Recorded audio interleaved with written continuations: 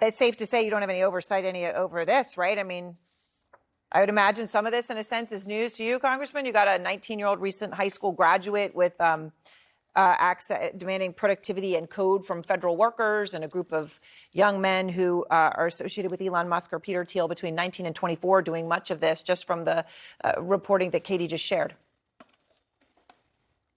Yeah, I think it's outrageous. Think about it.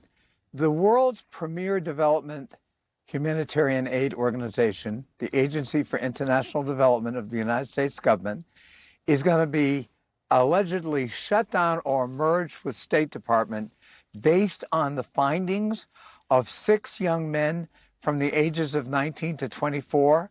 Hundreds of years of aggregate experience in humanitarian assistance, child and maternal health care, famine relief, refugee assistance, disaster assistance is going to be thrown out the window by a team of 6 young men just graduating from high school or college. That is outrageous. It's unacceptable. And it really gives the lie to any kind of idea that thoughtful analysis has gone into this kind of decision making. So, Congressman, you went to USAID at headquarters today, along with other Democrats, made yourself heard today.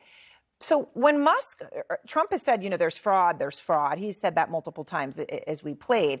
Musk calls it a, quote, criminal organization. Is there anything to that?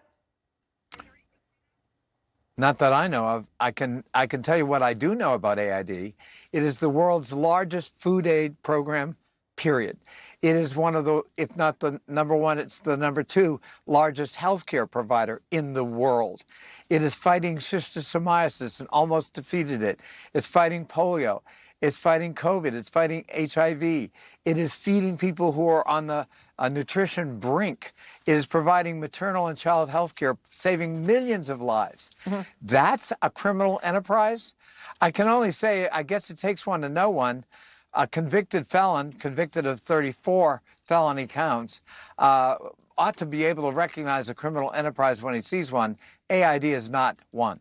So on the Oversight Committee, all right, and just if we can for a moment put aside the 6 individuals that Katie and Wyatt are reporting on, just to say you're on the Oversight Committee and you've got individuals that work for Musk who are in there, regardless of their age or gender. Do you have any idea what they're doing with the data that they're looking at, or whether it's being copied or stored? Do you know anything about what's happening with it? We don't. And in fact, that has led to some resistance both in the Treasury Department and at AID. What is Elon Musk doing? Getting into payment systems, which gets into databases, right? So he has access now to financial and sensitive data on every American based on the payments process at the Treasury Department that touches every home and every business in America. He also now has access to very sensitive data at AID in terms of the nature of our mission and the kinds of programs we're running, sometimes in very difficult terrain.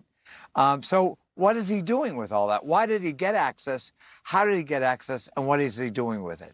And I'm calling tonight for Chairman Comer of our committee to subpoena Elon Musk and bring him before our committee so we can have answers to those questions.